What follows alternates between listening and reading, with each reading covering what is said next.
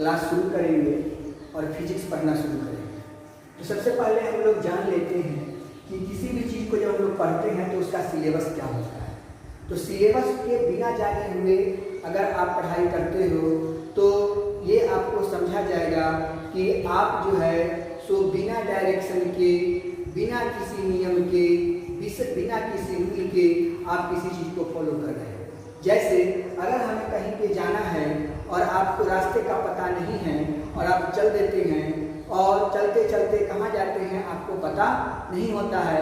उसी तरीके से किसी भी सब्जेक्ट को पढ़ने के पहले अगर आपको सिलेबस पता नहीं होता है कि हमको पढ़ना क्या है और क्या करना है, तब तक आप ये अपने आप में समझ लीजिए कि आप जो है बिना डायरेक्शन के, बिना रास्ते के आप एक प्लेस से दूसरे प्लेस तक मूव कर रहे हैं। तो सबसे पहले हम लोगों को समझ लेना है कि आखिर syllabus of physics class 11th में आपको क्या क्या पढ़ना है। तो सबसे पहले मैं फिजिक्स की चर्चा आपसे करूंगा, समझे, लेकिन सबसे पहले मैं सिलेबस बता दूं उसका फिजिक्स क्या होता है, फिजिक्स को क्यों पढ़ना चाहिए, इस तमाम चीज़ों के बारे में आपको हम डिस्कस करेंगे। तो 11th क्लास के जो फिजिक्स में पढ़ना है और सबसे पहले पढ़ना है यूनिट एंड डायमेंशन, दूसरा पढ़ना है काइनेमेटिक्स, तीसरा है डायनेमिक्स, उसके बाद work, energy and power, motion of system of particles and rigid body, particles ये एल है, particles and rigid body, gravitation, उसके बाद प्रॉपर्टी ऑफ बल्क मैटर, और 8वां है थर्मोडायनेमिक्स। इसको एक साथ भी बोला जा सकता है हीट एंड थर्मोडायनेमिक्स। तो हीट थर्मोडायनेमिक्स को अलग पढ़ाया जाता है और हीट को अलग पढ़ाया जाता है। और लास्ट चैप्टर है ऑसिलेशन एंड वेव, जिसको हम लोग इसी को टर्म में हम लोग साउंड के रूप में हम देखते हैं। ऑसिलेशन ऑफ द पार्टिकल्स को हम लोग साउंड के रूप में देखते हैं, या फिर ये साउंड क्या होता है। तो साउंड यहीं से निकलता है, समझे, ऑसिलेशन एंड वेव से। तो कुल मिला के आपको 10 चैप्टर्स पढ़ना है और ये 10 चैप्टर को हम लोगों को कंप्लीट करना है। यहाँ से यूनिट एंड डायमेंशन में जो है वो आपको हम दिखा देंगे कि यूनिट एंड डायमेंशन क्यों पढ़ना पड़ा। सबसे पहला जो चैप्टर्स हैं वो क्या है, यूनिट एंड डायमेंशन। तो यूनिट एंड डायमेंशन क्यों जानना पड़ता है उसके बारे में हम लोग डिस्कस करेंगे। काइनेमेटिक्स के बारे में जानकारी करेंगे, डायनेमिक्स के, तो इसके बारे में थोड़ा थोड़ा हम लोग जानेंगे।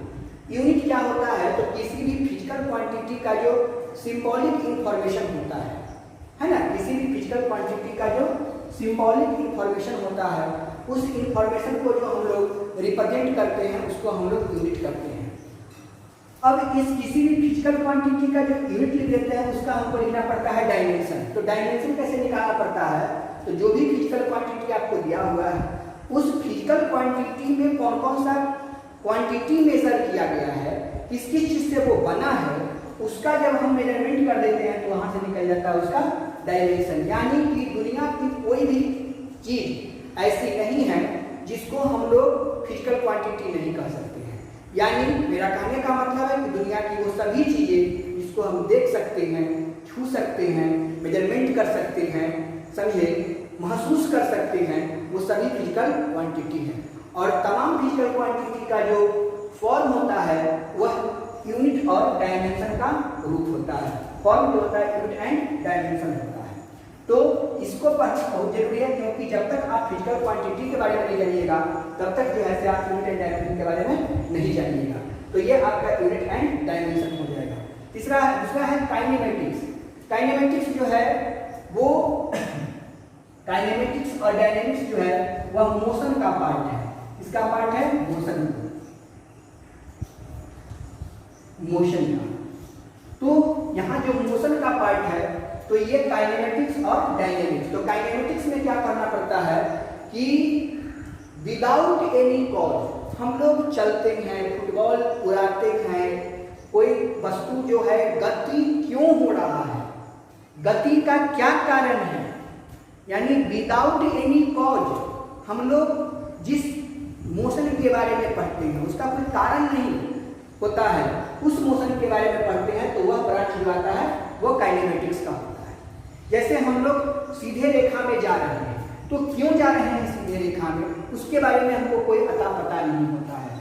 हम लोग अगर कहीं एक प्लेस से दूसरे प्लेस पर जाते हैं, लेकिन वह घूम घूम के जाते हैं जैसे तैसे, उसका कोई कॉज पता नहीं होता है। गांधी मैदान में हम लोग फुटबॉल खेलते हैं और फुटबॉल की गति का हमको कोई पता नहीं होता है कि गति क्यों हो रहा है, यानी विदाउट एनी कॉज, यानी study of motion without any cause is called kinematics. अब आगे भाई डायनेमिक्स का। तो डायनेमिक्स किसको कहेंगे, यानी कि मोशन होने का जो कारण है, उस कारण के बारे में जो हम लोग स्टडी करते हैं कि क्यों मोशन हुआ, मोशन होने का क्या कारण है। अगर हम लोग किसी बॉडी को फेंकते हैं, तो अगर हम उसको ऐसे फेंकते हैं तो वह बॉडी जो है सो कर्व पाथ पर गिरता है, तो कर्व पाथ पर क्यों गिरता है, यानी कि cause of motion is called dynamics, यानी कि कॉज ऑफ मोशन होता है तो डायनेमिक्स कहलाता है। Work, energy and power. अब हो गई बात वर्क, एनर्जी एंड पावर की। तो वर्क, एनर्जी एंड पावर क्या होता है, तो देखिए वर्क के बारे में तो हम लोग जानते ही कि प्रत्येक दिन जो हम लोग एक स्थान से दूसरे स्थान तक किसी बॉडी पर फोर्स लगा के उस ऑब्जेक्ट को डिस्प्लेस करते हैं, तो जो डिस्प्लेसमेंट होने के बाद जो बनता है उसको हम लोग क्या कहते हैं, वर्क कहते हैं। यानी कि when a force applied on a body then the body displace one place to another place is called, क्या कहलाता है, वर्क कहलाता है। जैसे कि मैं इस चौक को उठा के एक जगह से दूसरी जगह पर ले गया, तो क्या लगा के ले गया, फोर्स लगा के ले गया, उसमें डिस्प्लेसमेंट हुआ, तो उसको हम लोग क्या बोलेंगे, वर्क बोलेंगे। जो दैनिक जीवन में हम लोग जो काम करते हैं, जहां तहां जैसे तैसे करते हैं, वो क्या होता है, वर्क होता है। अब एनर्जी, किसी भी काम को करने में हमको क्या लगता है, एनर्जी खपत करना पड़ता है, तो एनर्जी हो जाता है, यानी कि एनर्जी जो होता है वो क्या होता है, तो इसके बारे में हम लोग समझेंगे। यानी कि जब किसी बॉडी पे हम लोग काम करते हैं, किसी बॉडी को हम लोग एक जगह से दूसरी जगह पर ले जाते हैं, तो उसमें क्या लगता है, एनर्जी लगता है। क्या लगता है, एनर्जी लग जाता है, तो उसको हम लोग एनर्जी बोलते हैं। और कैपेसिटी ऑफ डूइंग वर्क, कार्य करने की जो क्षमता होती है, capacity of doing work is called, क्या जाता है, कैपेसिटी ऑफ वर्क, जो काम करने की क्षमता होती है उसको क्या कहते हैं, पावर कहते हैं। तो वर्क हो गया, एनर्जी हो गया और पावर हो गया, यानी कुल मिला के जो हम लोग काम करते हैं और उस काम का जो हमको रिजल्ट मिलता है डिफरेंट रूप में, तो वह जो होता है कभी वर्क के रूप में मिलता है, कभी एनर्जी के रूप में मिलता है, कभी पावर के रूप में मिलता है। तो यहाँ से हम देखिए वर्क, एनर्जी एंड पावर। अब motion of system of a particle, अगर कोई बॉडी मूव कर रहा है, कोई बॉडी मूव कर रहा है, तो उसको प्रत्येक पार्टिकल भी क्या करता है, मूव करता है। जैसे कि अगर मैं मूव कर रहा हूँ, तो मेरे शरीर में जो पार्टिकल है वो भी क्या कर रहा है, मूव कर रहा है। तो उसमें क्या होता है, रिजिड बॉडी, एक रिजिड बॉडी होता है। अगर ये मोबाइल है, इस मोबाइल को हम लोग इस तरीके से मूव कराएंगे, तो ये पूरा मोबाइल क्या होगा, मूव करेगा, और इसके अंदर जो रिजिड बॉडी है, इसके अंदर जो पार्टिकल्स है, वो भी पार्टिकल से क्या होगा, मूव करेगा। और मूव करने के बाद क्या उत्पन्न होगा, उसके बारे में हमको स्टडी करना पड़ता है। और एक होता है रिजिड बॉडी और एक होता है इलास्टिक बॉडी। इलास्टिक बॉडी में क्या होता है कि पार्टिकल जो है वह इलास्टिकली मूव करता है, और रिजिड बॉडी में क्या होता है कि जिस तरीके का रिजिड बॉडी होता है, अगर मान लीजिए कि ये रिजिड बॉडी है, ये रिजिड बॉडी है, इसका पार्टिकल्स इस तरीके से अरेंज है, इस तरीके से अरेंज है। अगर इसको आप मोशन करवाते हो, अगर आप इसको इस डायरेक्शन में मोशन करवा दिए, तो इसका पार्टिकल भी जो है जिस डायरेक्शन में इसमें अरेंज है, उसी डायरेक्शन में इसमें भी अरेंज होगा। यानी कि जिस डायरेक्शन में बॉडी मूव करेगा, उसी डायरेक्शन में पार्टिकल्स भी मूव करेगा। उसके बारे में हमको पढ़ना है। इसे लिखा गया motion of a system of particles and rigid body. ठीक है, रिजिड बॉडी में अब हो गया ग्रेविटेशन। तो ग्रेविटेशन में हम लोग को क्या पढ़ना है, तो ग्रेविटेशन हम लोग पहले भी पढ़े हैं कि जब किसी बॉडी को हम लोग अर्थ से h ऊंचाई पर जब किसी बॉडी को हम लोग फेंकते हैं, तो वो बॉडी अर्थ पर आके क्यों गिरती है, समझे। और गिरने पर उसमें क्या होता है, अगर वो गिरता है तो क्या होता है और क्यों गिरता है, तो इस तमाम चीजों के बारे में हम लोगों को देखना पड़ता है। तो वो हो जाता है ग्रेविटेशन। तो इतना ही नहीं, इसके अलावा क्या होता है कि आप लोग जानते होइएगा कि अगर एक प्लैनेट दूसरे प्लैनेट्स को अपने और क्या करता है, अट्रैक्ट और रिपेल करता है, तो उस केस में भी या हम लोग यहाँ देखे हैं कि अगर एक अर्थ ले लेते हैं, दूसरे को मून ले लेते हैं, अर्थ और मून दोनों के बीच के डिस्टेंस बहुत है, आर डिस्टेंस है, तो वहाँ पर ग्रेविटेशनल फोर्स जो होगा वह क्या अप्लाई करेगा। तो उसके लिए ग्रेविटेशनल फोर्स के लिए हम लोग वहाँ पर फॉर्मूला पढ़े हैं कि ग्रेविटेशनल फोर्स जो होता है mg equal to capital G into capital M into small m by r square. तो कोई भी दो बॉडी होता है, एक बॉडी के मास को हम कैपिटल M मानते हैं, दूसरे बॉडी के मास को हम लोग स्मॉल m मानते हैं, और दोनों के बीच के डिस्टेंस r होता है। तो इस पर जो फोर्स लगता है उस फोर्स को हम लोग ग्रेविटेशनल फोर्स करते हैं, और ये ग्रेविटेशनल फोर्स का फार्मूला हो जाता है। उस तरीके से थर्मोडायनेमिक्स, हीट एंड थर्मोडायनेमिक्स क्या होता है कि अगर मान लीजिए कि हम लोग कहीं धूप में से अंदर आते हैं रूम में, और उस रूम में एसी लगा होता है, तो हम लोग क्या देखते हैं, बहुत ज़्यादा गर्म रहते हैं। लेकिन जैसे ही हम लोग रूम में आ जाते हैं तो क्या होता है, हम लोग धीरे धीरे ठंडा हो जाते हैं, गर्म तो रहते नहीं। तो क्या हुआ, वहाँ पर जितना भी उस बॉडी का टेम्परेचर था जो बाहर से आया, और रूम का टेम्परेचर है, उस रूम के टेम्परेचर को एग्जिस्ट कर लेता है, और सभी जगह पे समान वहाँ पर हीट मिल जाता है। मतलब अगर किसी बॉडी के पास मान लीजिए कि यह बॉडी है, इसको हम लोग क्या किए हुए हैं, हीट किए हुए हैं, दूसरे बॉडी को लेकर हम इसके साथ क्या किए, अटैच किए। तो यहाँ पर इसका अगर 15 डिग्री सेल्सियस टेम्परेचर है और इसका 10 डिग्री सेल्सियस टेम्परेचर है, तो क्या होगा, इसमें से ये हीट को गेन करेगा और इसको भी ले जाके समझे एक फिक्स टेम्परेचर पर, एक फिक्स डिग्री सेल्सियस पे लाके दोनों को इक्वल कर देगा। यानी 10 डिग्री रहेगा ना, 15 डिग्री हो जाएगा। एक समय ऐसा आएगा कि दोनों 7.5 डिग्री हो जाएगा या 8 डिग्री हो जाएगा, यानी कुछ ऐसा टेम्परेचर होगा कि दोनों का समान हो जाएगा। तो कहने का मतलब कि अलग अलग टेम्परेचर देने के बाद, अलग अलग उसमें हीट रहने के बाद, जब एक साथ हो जाने का दोनों अगर इक्विवेलेंट होने लगता है, बराबर होने लगता है, तो उस कंसेप्ट को हम लोग कहते हैं थर्मोडायनेमिक्स। इसलिए इसका नाम पड़ गया हीट एंड थर्मोडायनेमिक्स। अब दूसरी चीज है, हीट तो आप समझ में ही गया, ऑसिलेशन एंड वेव। तो ऑसिलेशन एंड वेव क्या होता है कि जब भी हम अगर साउंड को प्रोड्यूस कर रहे हैं, तो ये मेरा साउंड नहीं है, यह वेव है, प्रोपागेशन ऑफ वेव है। जब हम किसी भी वॉइस को प्रोड्यूस करते हैं तो वॉइस जो निकलता है वह वॉइस नहीं होता है, बल्कि वेव होता है। और इस वेव के वजह से ही हम लोग किसी आवाज को, किसी भी साउंड को सुन पाते हैं या उसको हम लोग जान पाते हैं। तो यहाँ पे कोई भी बॉडी क्या करता है, ऑसिलेट करता है। सबसे पहले उसमें वाइब्रेशन होता है, और वाइब्रेशन होने से जो वेव का निर्माण होता है, वही वेव हमारा साउंड जाके बन जाता है। तो उसके चित्र के बारे में पढ़ना है। तो कुल मिलाकर ये 10 पॉइंट्स हैं, ये 10 पॉइंट्स के बारे में हम लोगों को देखना है, और यही जो है आपका 11th का सिलेबस है मैथ का। तो सबसे पहले बात यहाँ पे आ जाती है कि इस तमाम चीज़ों के पढ़ने के पहले, मैं पहले भी आपको बता चुका हूँ कि जब भी आप पढ़ने जाते हो तो आपके पास एक ही प्रश्न होता है कि सर तुम फिजिक्स पढ़ रहे हो, केमिस्ट्री पढ़ रहे हो, मैथ पढ़ रहे हो, सबसे पहले मुझे ये बताओ कि आखिर फिजिक्स होता क्या है। तो हम लोग आज सबसे पहले देखेंगे कि ये सिलेबस और फिजिक्स के बाद physics, what is physics, physics क्या है।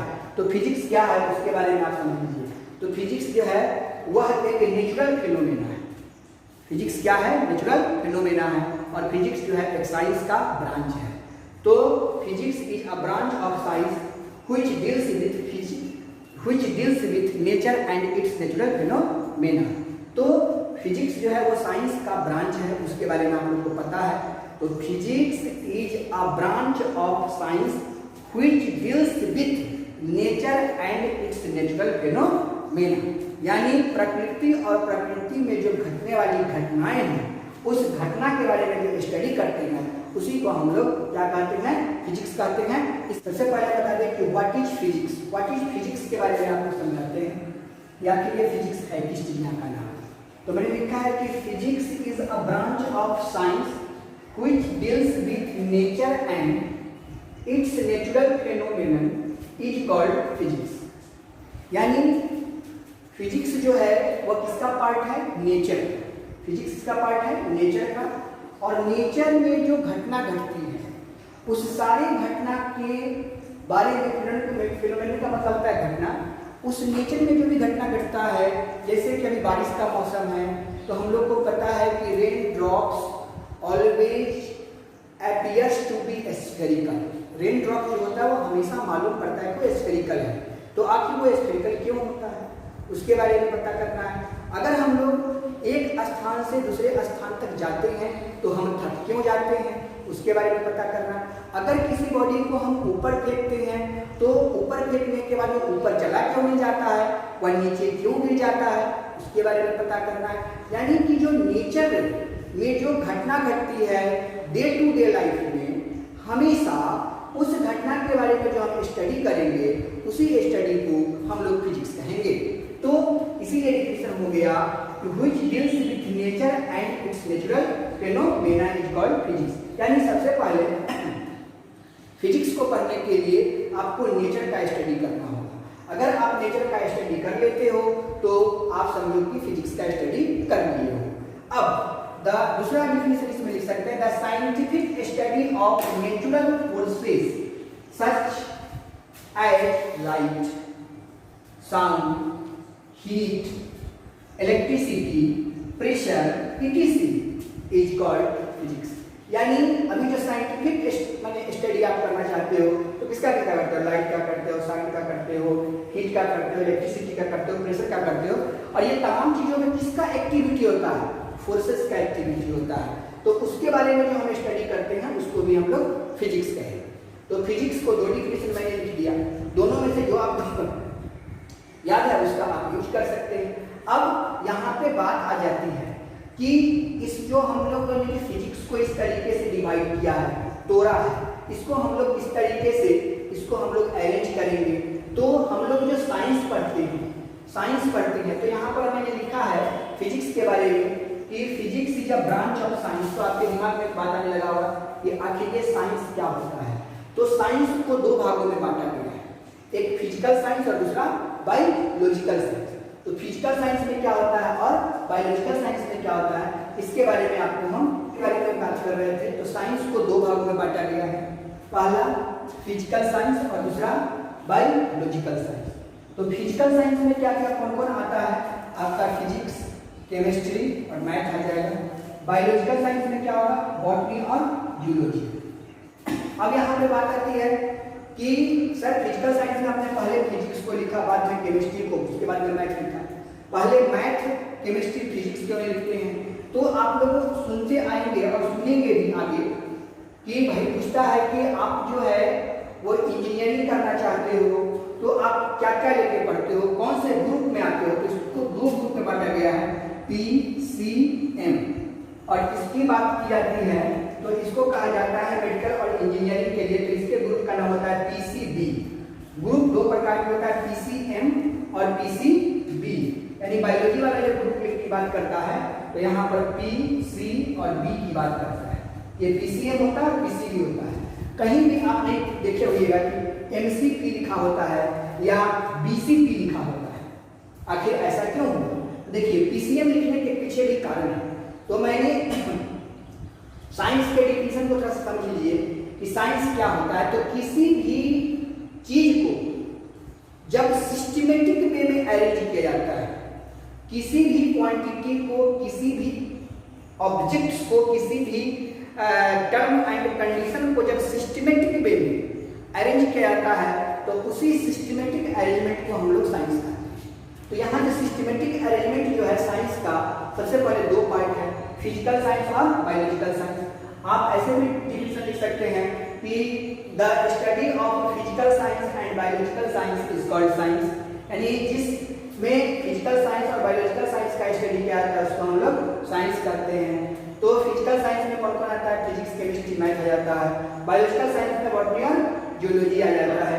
तो कहने का मतलब कि फिजिकल साइंस में जो फिजिक्स और केमिस्ट्री आया है, फिजिक्स, केमिस्ट्री, मैथ आया है, इसको PCM ग्रुप कहा जाता है। और फिजिक्स, केमिस्ट्री, बायो वाले को कहा जाता है, फिजिक्स, केमिस्ट्री, बायो वाले को कहा जाता है PCB ग्रुप। तो PCM ग्रुप में या PCM जो हम लिखते हैं उसका सिस्टमेटिक अरेंजमेंट PCM क्यों हुआ उसके बारे में समझ लीजिए।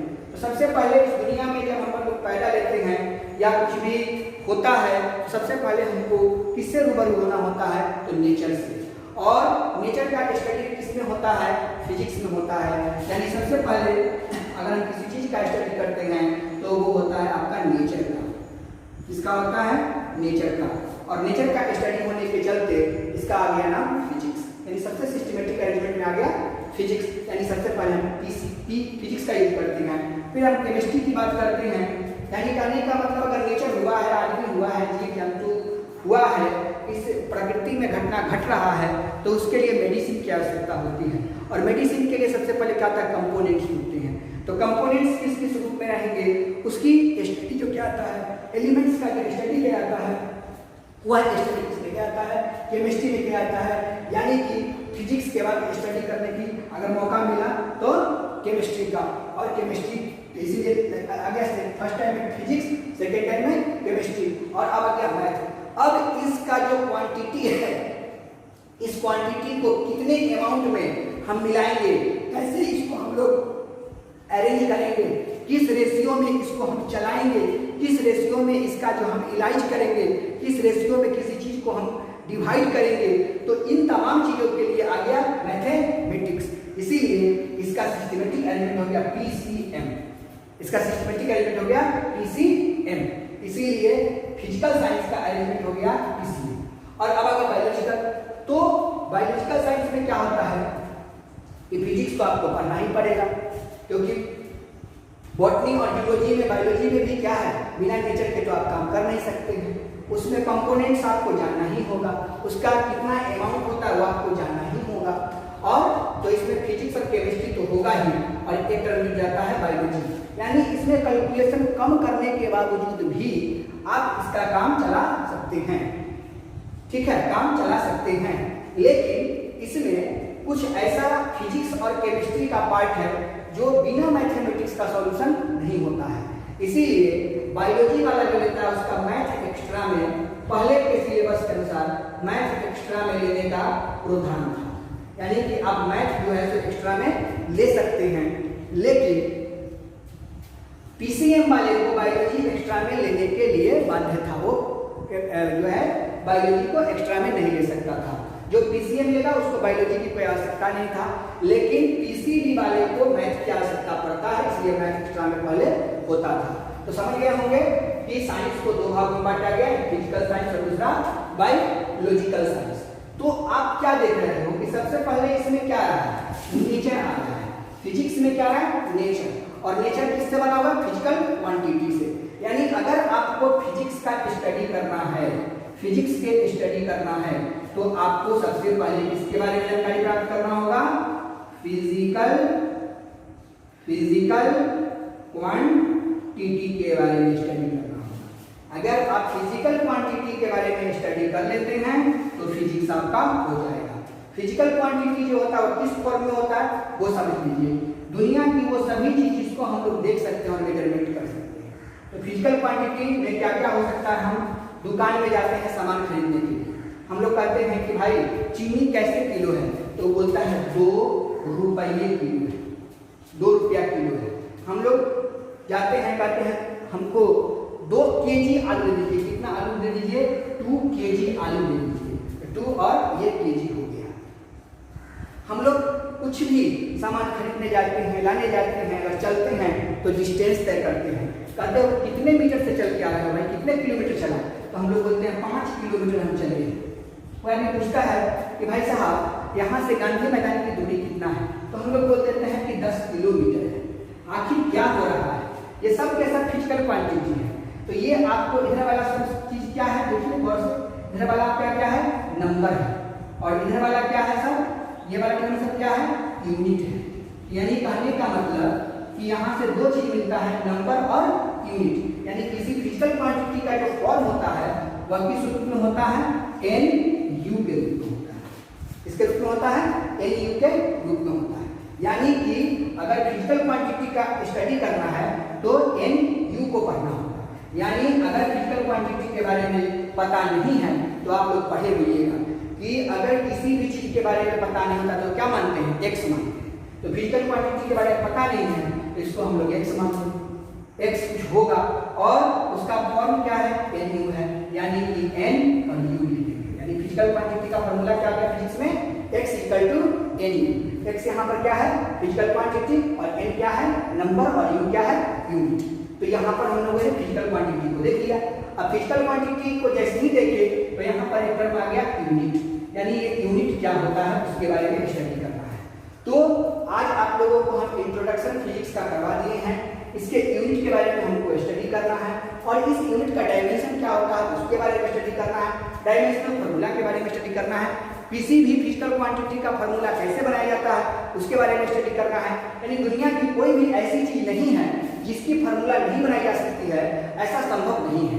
तो इस तमाम चीजों के हम टेक्निक और ट्रिक के साथ आपको बताएंगे कि कैसे हम किसी चीज को डिराइव करते हैं, किसी भी चीज को फॉर्म करते हैं और किसी भी चीज को बनाते हैं, और ये सारे के सारे घटना आपको मिलेगा फिजिक्स में। यानी कि physics is a very important part of our life. यानी कि अगर आप फिजिक्स नहीं जानते हो तो अपने लाइफ का सही सदुपयोग नहीं जानते हो। हम लोग केवल जीवन तो जी लेते हैं, लेकिन जीवन जीने का तरीका नहीं पता है।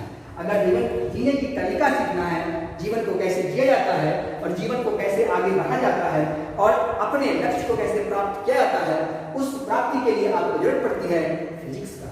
अगर आप फिजिक्स जानते हो सब कुछ जानते हो, फिजिक्स जानते हो मैथ जानोगे।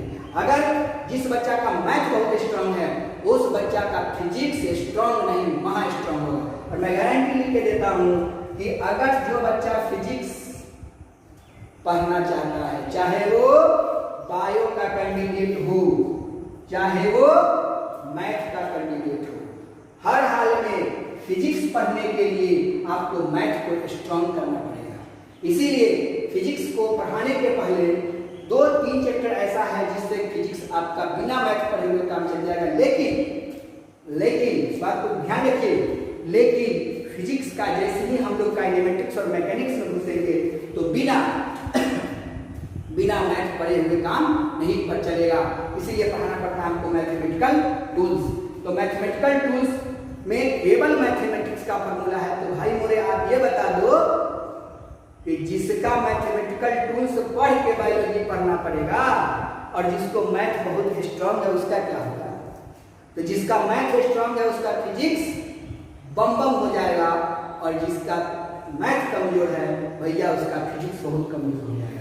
क्योंकि फिजिक्स जो है वह आपका मैथ का ही पार्ट है। यानी कि वहां भी डिफरेंशिएशन पढ़ना होगा, वहां भी लिमिट पढ़ना होगा, वहां भी इंटीग्रेशन पढ़ना होगा, मैथमेटिक्स पढ़ना होगा, ये तमाम चीज भी वहां भी पढ़ना होगा। डिफरेंशिएशन, इंटीग्रेशन सब पढ़िएगा तब जाके आपको फिजिक्स बुझाएगा। तो फिजिक्स को पढ़ने के लिए आपको मैथ को बहुत स्ट्रांग करना होगा। तो जिस टीचर का, जिस बच्चे का मैथ स्ट्रांग है उसका फिजिक्स भी बहुत स्ट्रांग होगा। वह IIT लेवल के फिजिक्स को यूं चुटकी में बना लेगा, चुटकी में, और आप कभी सोच नहीं सकते हैं। और मेडिकल के लिए तो गारंटी लिख के दे देता है जो फिजिक्स पढ़ाता है टीचर, जो मैथ बैकग्राउंड से होता है, वो एकदम 100% बता दूं कि मेडिकल उसका फर्स्ट टाइम में क्रैक हो जाएगा। फिजिक्स में उसको जितना नंबर के बारे में एक्सपेक्टेशन किया होगा उससे ज्यादा आ जाएगा। यानी फर्स्ट टाइम में वो बायोलॉजी बैकग्राउंड लेके अगर उसको फिजिक्स बढ़िया से पढ़ लेता है तो उसका आपको मेडिकल निकालने से कोई नहीं लग सकता है। तो आपको एक ही लक्ष्य रखना है, इस साइंस को पढ़ने के लिए 2 चीज आपके दिमाग में होना चाहिए, एक IT एंड मेडिकल। ये 2 चीज होनी चाहिए और दोनों चीज के हिसाब से मैं आपको फिजिक्स पढ़ाऊंगा।